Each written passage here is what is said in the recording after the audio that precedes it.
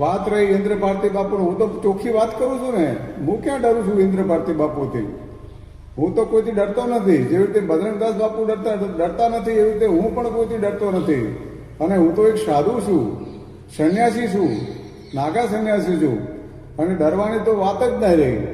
જ્યારે આ ઇન્દ્ર ભારતી બાપુ અહીંયા આજે બે આશ્રમ છે ભારતી બાપુના, વિશ્વંભર ભારતી બાપુ અને આ રુદ્રેશ્વર જાગીર. રુદ્રેશ્વર જાગીરમાં જે સંચાલન છે એ એસટીનની જે ફાઇલ ખુલી એના કરતાં પણ વધારે શોભાયમાન નથી.